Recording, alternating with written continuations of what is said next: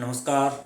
मैं BS उबार आज आपके सामने एक नई वीडियो लेकर के आया हूँ। पिछले कुछ दिनों से स्वास्थ्य सही नहीं था, इसलिए मैं वीडियो नहीं बना पाया। तो आज से रेगुलर वीडियो बनाएंगे। तो यहाँ पे द्वितीय विभक्ति चल रही थी। द्वितीय विभक्ति में कुछ सूत्र करा दिए थे। द्वितीय विभक्ति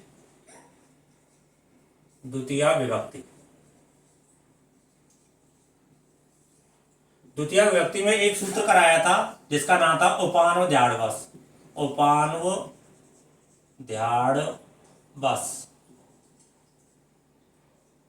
ये सूत्र था। इस सूत्र में क्या कहा गया है? इस सूत्र में कहा गया है उप, अनु, अधि और आ।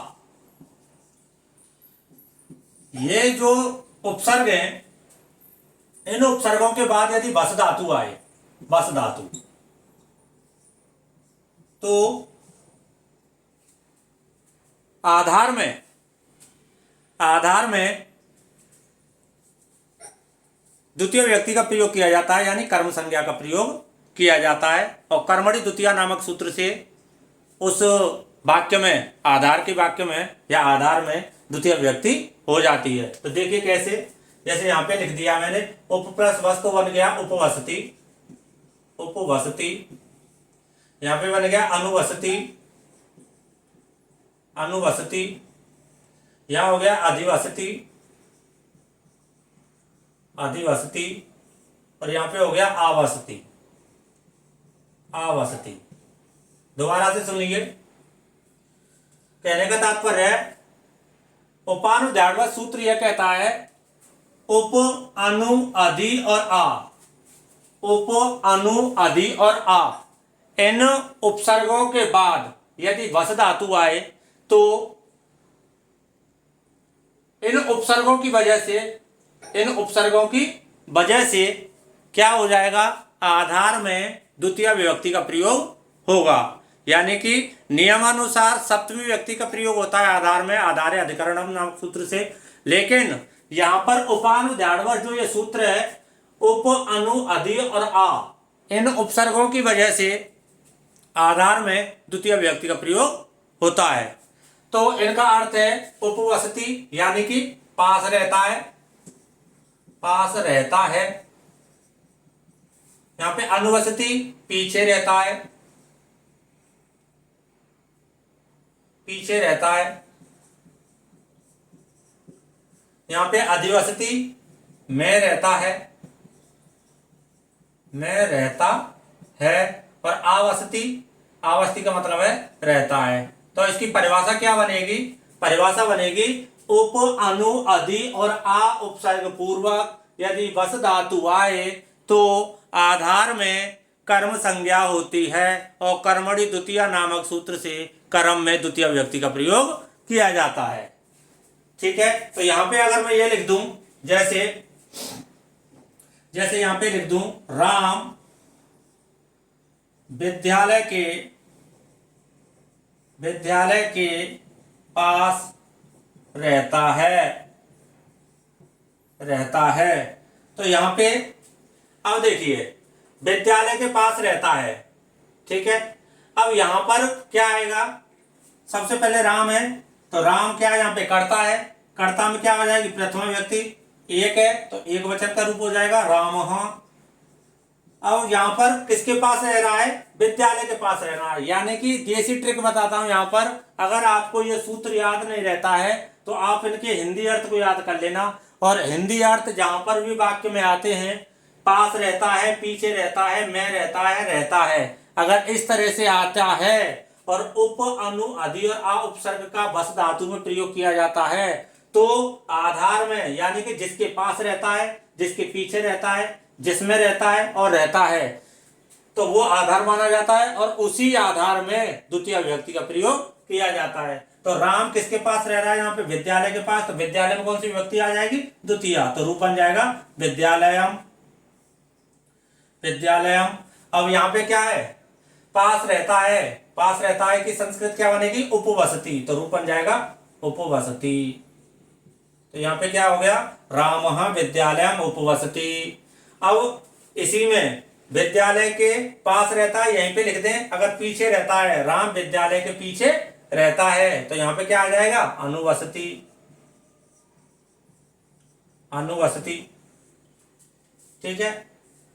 यहाँ पे पास रहता है और यहाँ पे लिखते हैं पीछे रहता है, पीछे रहता है। अब यहाँ पे एक ही वाक्य में मैंने दो वाक्य बना दिए हैं। राम विद्यालय के पास रहता है तो राम है विद्यालयम उपवसति। अगर यहाँ पे पास रहता है, इसको हटा दें, इसको हटा दें, तो राम विद्यालय के पीछे रहता है तो राम विद्यालयम अनुवसति। यहाँ पे फिर उपवसति की जगह क्या आ जाएगा, अनुवसति। यानी कि एक ही उदाहरणों में मैंने दो उदाहरण कर दिए हैं एक ही वाक्य में, ठीक है। आगे देखिए, आगे क्या बताया जा रहा है, मोहन, मोहन जयपुर रहता है। मोहन जयपुर रहता है। अब देखिए, मोहन जो जयपुर रह रहा है तो क्या आ जाएगा, मोहन है, क्योंकि मोहन एक है तो प्रथमा व्यक्ति आएगी, तो इसका क्या मतलब हो गया, मोहन है।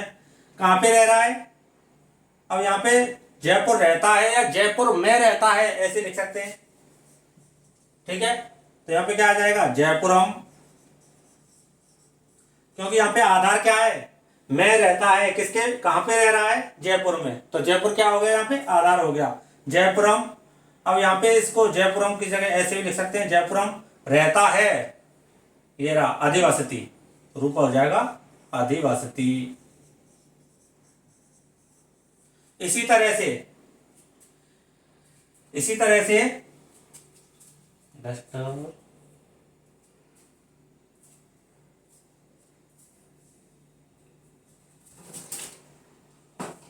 डस्टर कहाँ है?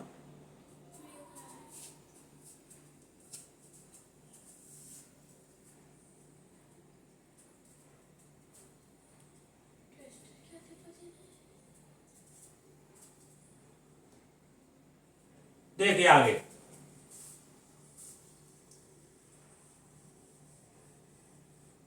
एक है रमेश, रमेश गांव में रहता है, तो यहां पे क्या आ जाएगा, रमेशः ग्रामम वसति या आवसति, आवसति। तो इस तरह से ये उदाहरण पूरे हो गए इसके। अब इसके आगे एक और सूत्र आता है, एक वार्तिक है जिसका नाम है, इस वार्तिक का नाम है अव्युक्त अर्थस्य न। देखिए इस वाक्य में क्या आता है, इस सूत्र से क्या होता है, अगला जो सूत्र है,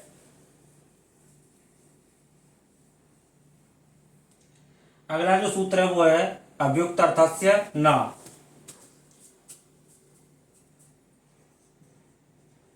अभुक्त अर्थस्य न, ये सूत्र क्या कहता है, ये वार्तिक है, ये वार्तिक क्या कहता है, ये वार्तिक कह रहा है कि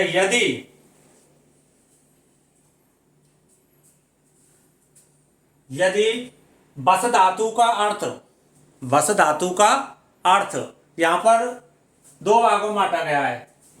एक तो है उपवास करना, उपवास करना, और एक है रहना, रहना। तो यहां पे क्या बताया जा रहा है, यहां पे बताया जा रहा है कि जब बस धातु के साथ, बस धातु के साथ क्या आ जाएगा, आ जाएगा, क्या आ जाएगा, आ जाएगा या उप आ जाएगा, तो वहां पर तो क्या होगी, कर्म में कर्मणि द्वितीया नामक सूत्र से आधार में द्वितीय व्यक्ति का प्रयोग होगा। लेकिन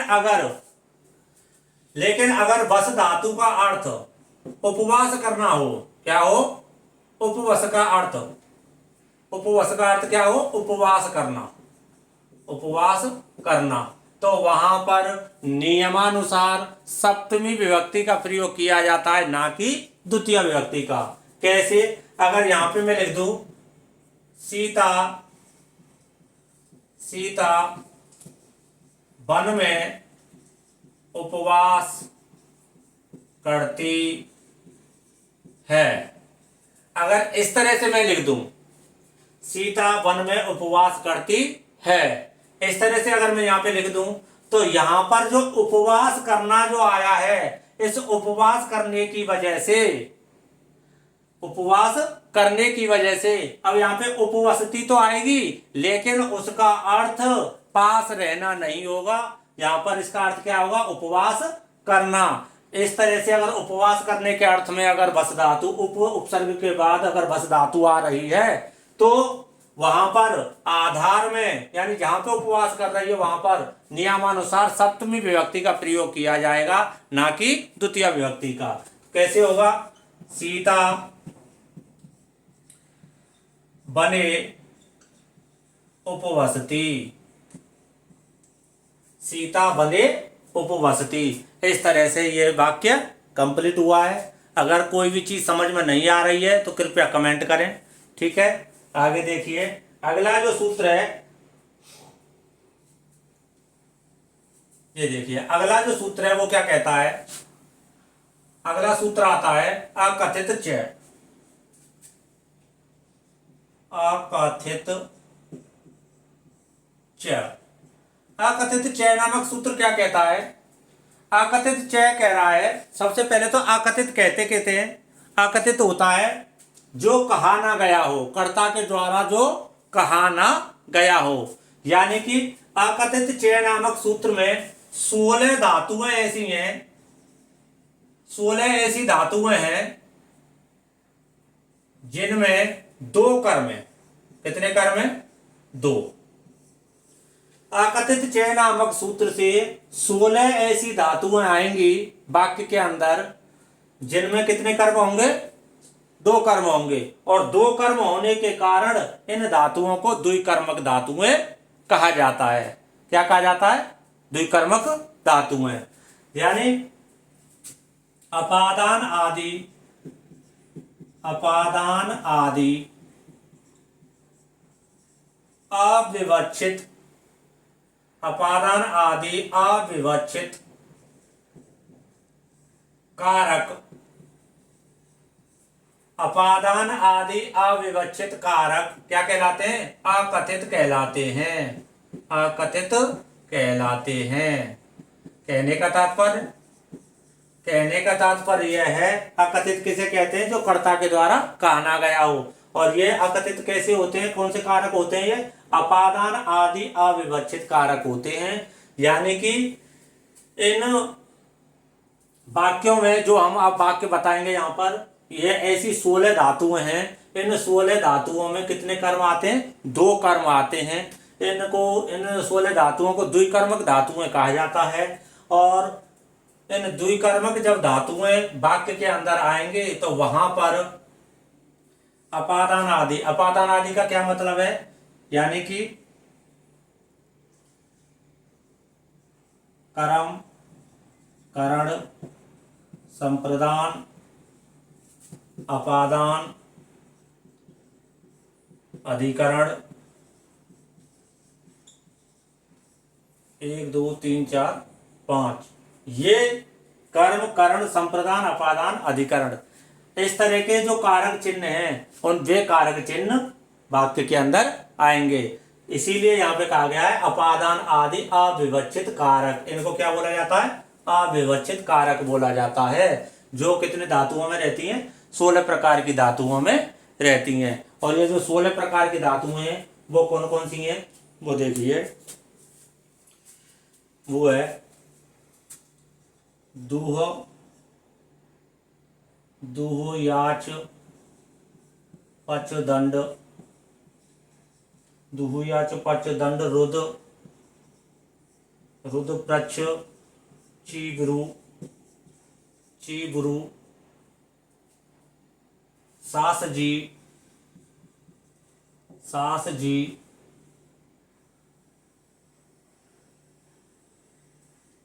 दूह याच पच दंड, रुद प्रच्छ, चीबरू, सास जी, मथ मुस, मथ मुस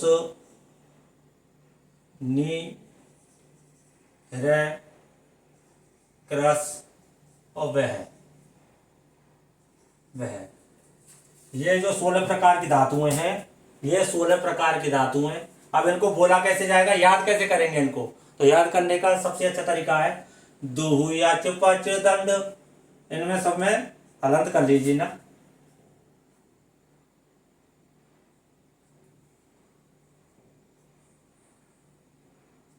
इस तरह से देखिए, दुहु याच पच दंड रुद प्रच चीबरू, दुहु याच पच दंड रुद प्रच चीबरू, सास जी मत मुस नीहरे क्रस वह, सास जी मत मुस नीहरे क्रस वह। ये 16 प्रकार की धातुएं हैं और इन 16 प्रकार की धातुओं का हिंदी अर्थ क्या होगा, तो वह हिंदी अर्थ में अभी आपको बताता हूं। तो देखिए, सबसे पहले तो इनका हिंदी अर्थ जानने से पहले हम कर्म जानते हैं कि कर्म 2 प्रकार के होते कौन कौन से हैं। तो सबसे पहला जो कर्म है, कर्म होते हैं 2। एक तो होता है गौण कर्म और एक होता है प्रधान कर्म। गौण कर्म और एक होता है मुख्य कर्म। मुख्य कर्म, गौण कर्म क्या होता है और मुख्य कर्म क्या होता है? तो सबसे पहले तो वह कर्म जिससे पूरे वाक्य पर प्रभाव पड़े वो तो क्या कहलाएगा, मुख्य कर्म। वह कर्म जिससे या जिसके हटने पर पूरा वाक्य प्रभावित हो जाए वो क्या कहलाता है, मुख्य कर्म कहलाता है। वह कर्म जिसके हटने पर पूरा वाक्य प्रभावित हो जाए वो क्या कहलाता है, मुख्य कर्म।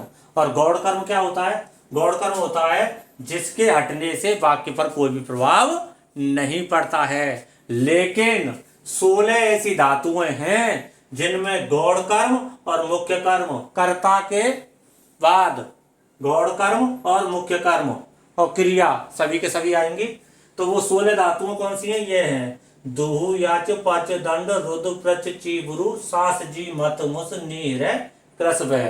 तो इनके बारे में एक एक करके हम उदाहरण करते जाएंगे और एक एक का हिंदी अर्थ बताते जाएंगे।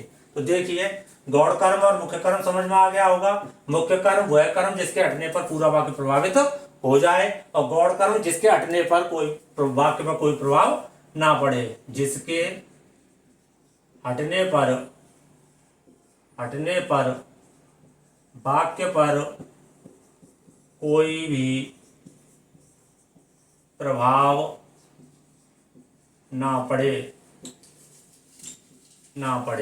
जिसके हटने पर वाक्य पर कोई भी प्रभाव ना पड़े वो क्या है, गौण कर्म है। और मुख्य कर्म वह कर्म जिसके हटने पर पूरा वाक्य प्रभावित हो जाए। तो देखिए अब आगे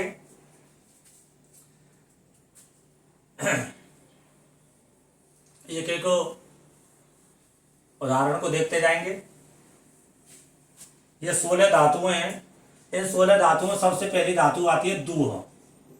दूह माने होता है दोहना। दूह माने दोहना। अब यहां पे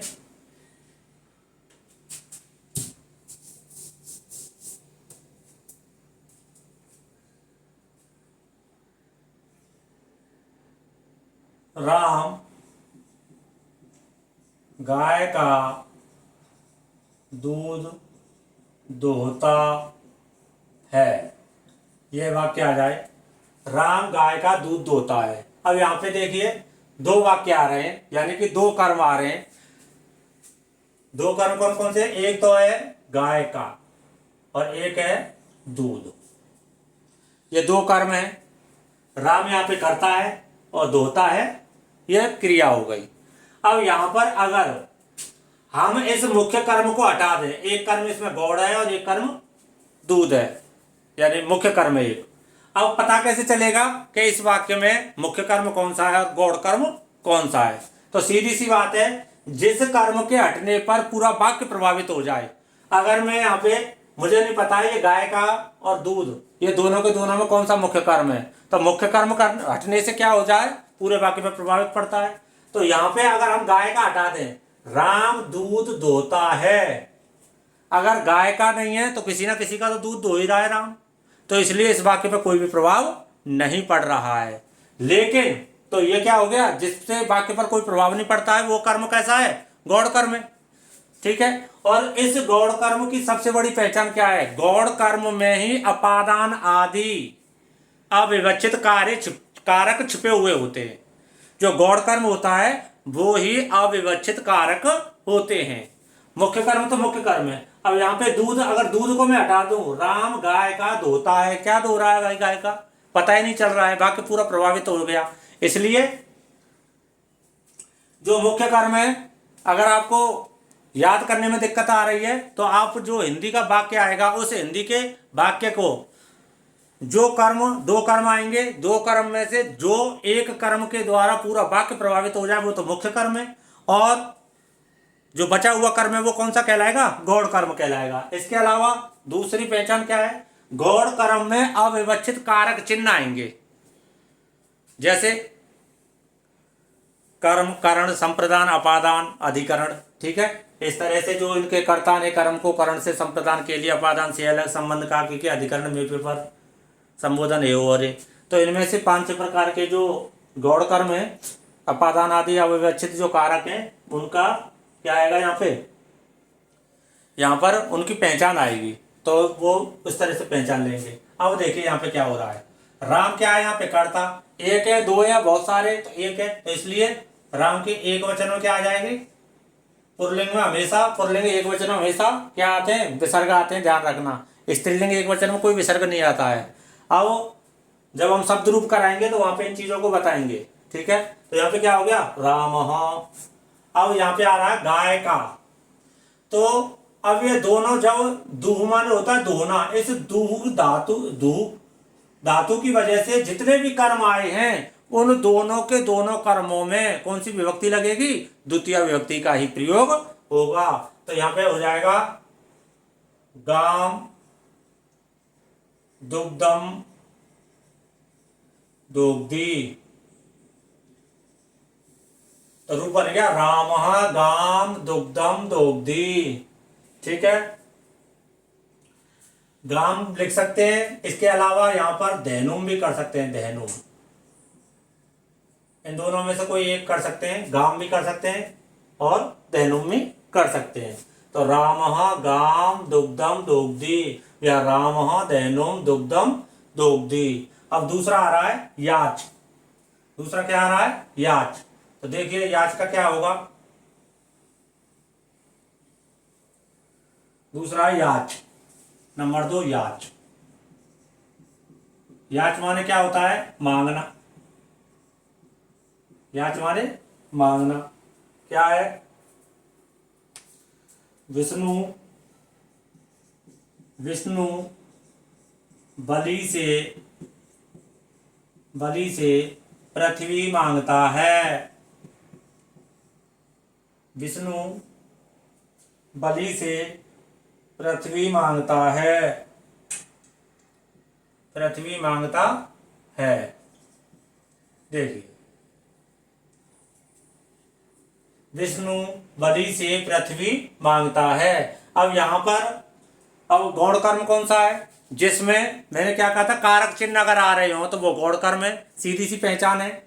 2 पहचान बताई थी, एक पहली पहचान गौड़ कर्म की, जिसके हटने से वाक्य पर कोई प्रभाव नहीं पड़े, वो गौड़ कर्म है। दूसरा, जिसमें कारक चिन्ह आए, क्या है, कारक चिन्ह आए, अपादान आदि अविवक्षित कारक आए।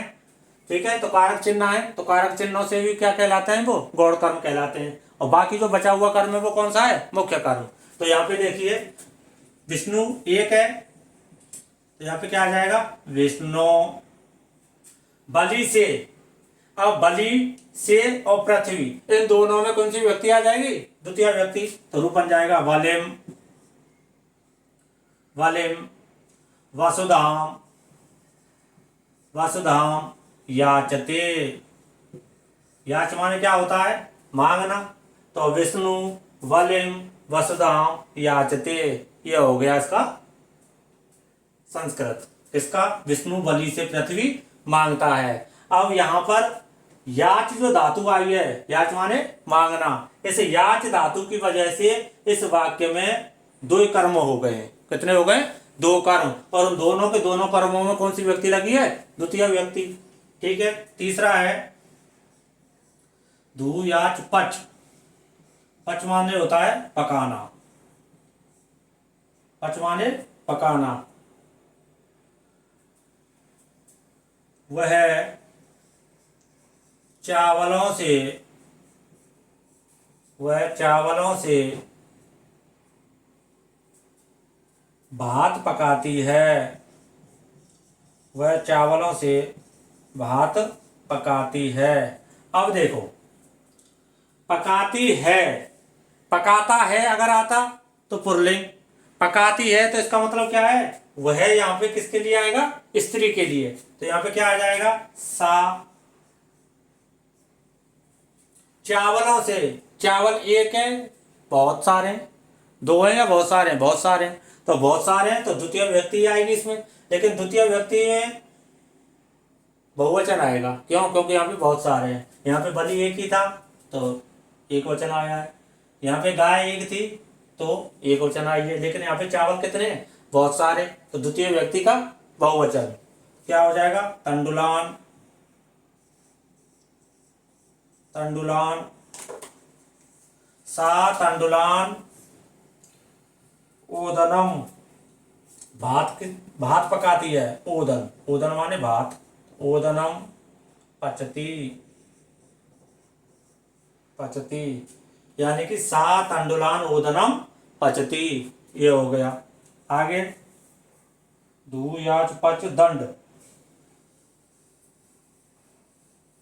आगे देखिए, आगे क्या आएगा? दंड। चौथे में दंड माने दंड देना, दंड देना। राजा चोर पर 100 रुपये दंड लगाता है। राजा चोर पर 100 रुपये दंड रखता है। राजा चोर पर 100 रुपये दंड रखता है। तो नृपः चोरम, चोरम ऐसे भी लिख सकते हैं, ऊपर विसर्ग वो भी लगा सकते हैं अनुसार। चोरम शतम रुपयाणि दंडयति, यानी नृपः चोरम शतम रुपयाणि दंडयति, राजा चोर पर 100 रुपये का दंड रखता है। अगला है दुहु याच पच दंड।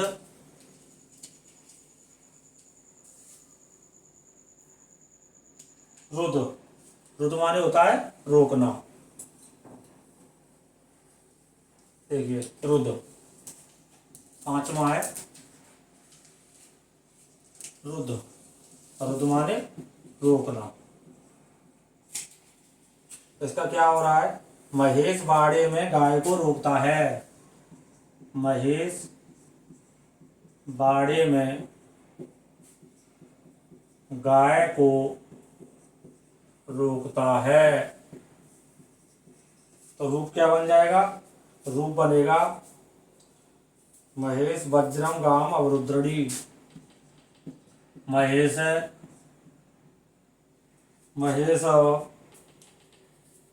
वज्रम बाड़े में, वज्रम गाम अवरुद्रड़ी,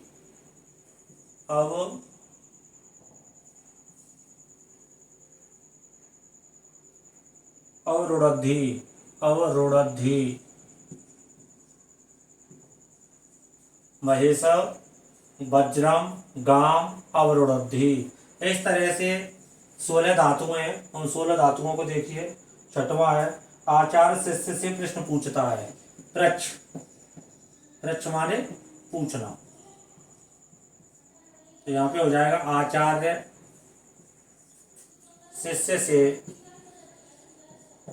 से प्रश्न पूछता है, पूछता है। तो यहाँ पे क्या आ जाएगा? आचार्य, आचार्य शिष्यम प्रश्नम पृच्छति, आचार्य शिष्यम प्रश्नम पृच्छति। इस तरह से ये आ जाएगा। आगे देखिए, अगला है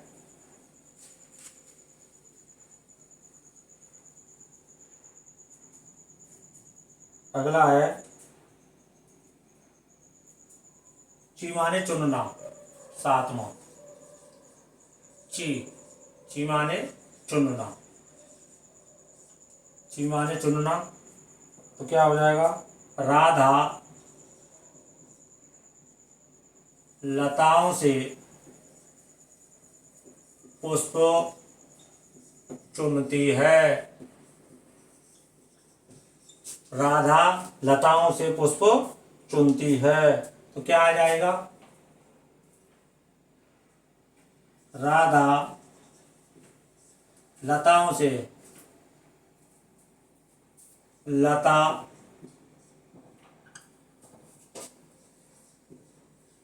पुष्पाणी यानी पुष्पों को चुनती है, पुष्पाणी चिन्होती, राधा लता पुष्पाणी चिन्होती। अगला है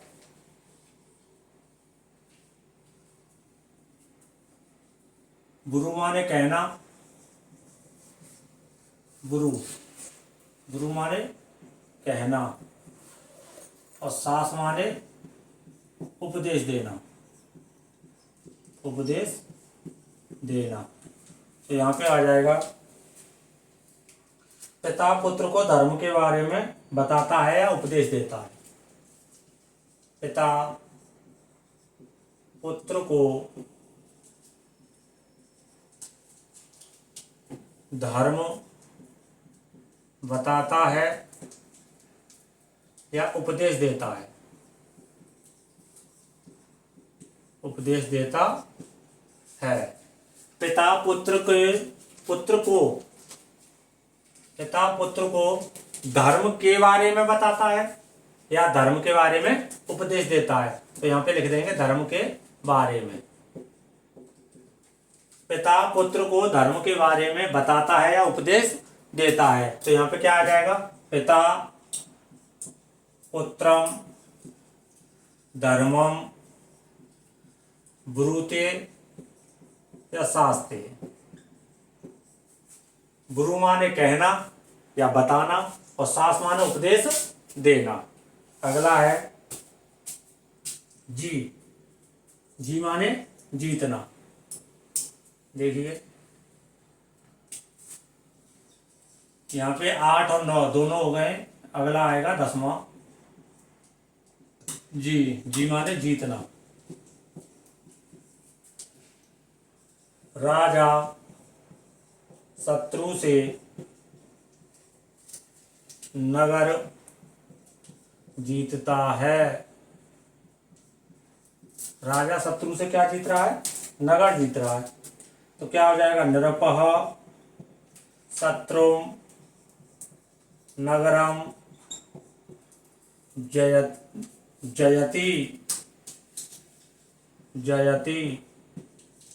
नृपः शत्रु नगरम जयति। अगला है जी हो गया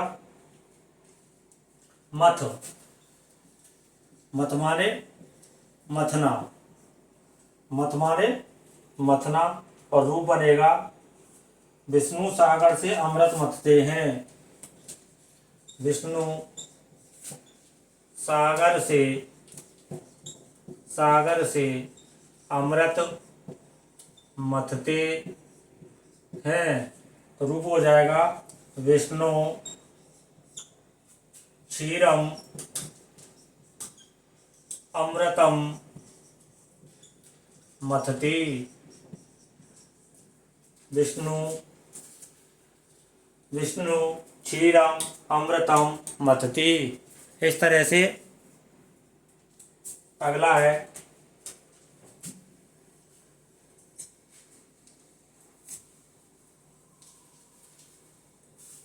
अगला जो उदाहरण है वो है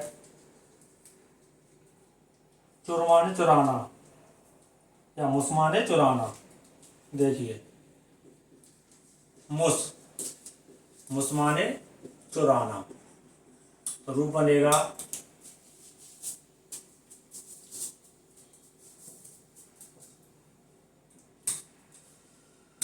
रमेश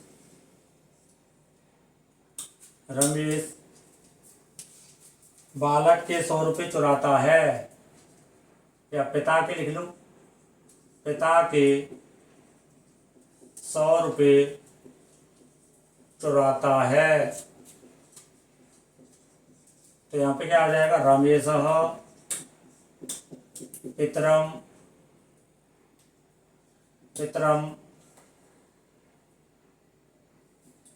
शतम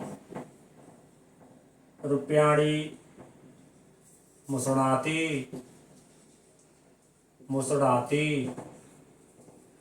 रमेशः पितरं शतं रूप्याणि मुसणाति। अगला है, अगर यहाँ पे हम शतम रूप्याणि ना करके सीधे लिख दें शतम मुसणाति तो भी ये सही है। पहले भी मैंने लिखाया था, वहां पे भी रूप्याणि लिखा था, अगर उसको नहीं भी लिखेंगे तो भी वो सही होगा। अगला है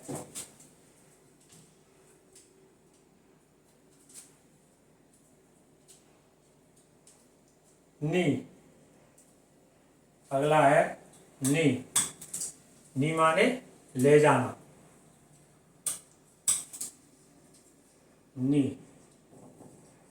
नी माने ले जाना।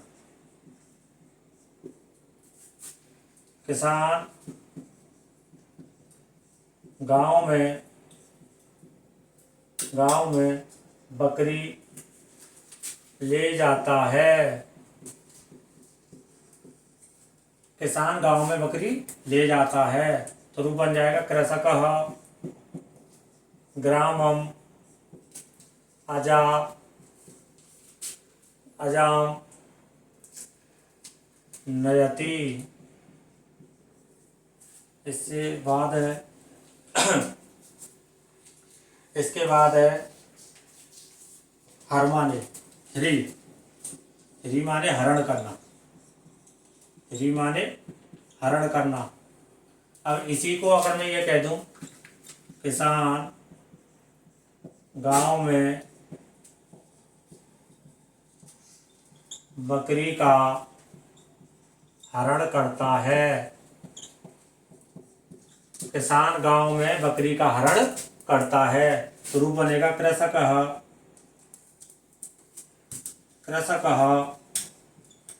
ग्रामम अजाम हरति। ठीक है। अच्छा, इसी में अगर मैं ये कह दूं कर्ष माने खींचना। अगला है 14 हो गई, 15वीं है क्रस माने खींचना। तो यहाँ पे हो जाएगा किसान गांव में हल खींचता है। तो यहाँ पे हो जाएगा कृषकः ग्रामम हलम कर्षति।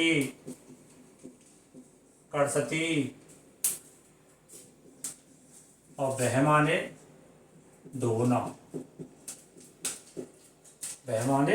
धोना। तो 16वां जो है इसका क्या होगा, इसका हो जाएगा मजदूर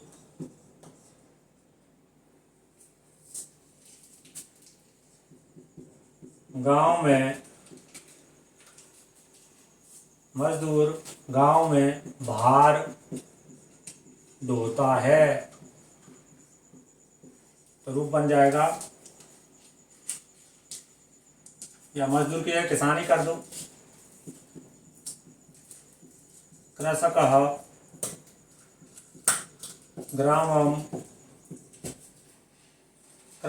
ग्रामम भारम दोहती, सॉरी बहती, वह माने दोहना। कृषक, ग्रामम, भारम, बहती। इस तरह से ये जो अकथित चय नामक जो सूत्र है, इस अकथित चय नामक सूत्र में जो 16 धातुएं आई थी, उन 16 धातुओं को हमने यहाँ पे एक एक करके बताया है। थोड़ा सा वीडियो थोड़ा लंबा हो गया है, लेकिन ये सूत्र ही ऐसा था कि सूत्र को एक ही बार में समझाया जा सकता था, अलग अलग नहीं। तो इस तरह से आज आपकी द्वितीय विभक्ति के जो पार्ट 2 चल रहा था, इसमें जो उस दिन जो सूत्र रह गया था उसको कराया है। उसके बाद ये सूत्र, क्योंकि ये प्रतियोगी परीक्षाओं में और ज़्यादातर सभी परीक्षाओं में ये सूत्र पूछा जाता है अकथित चय। तो अगर वीडियो पसंद आए तो वीडियो को लाइक करना, शेयर करना, कमेंट करना। मेरे चैनल का नाम है BS एजुकेशन ओवार, इसीलिए यहाँ पर इस वीडियो को यहीं पर समाप्त करता हूँ। आगे फिर एक और नई वीडियो के साथ आएंगे, तब तक के लिए नमस्कार। जय हिंद, जय भारत।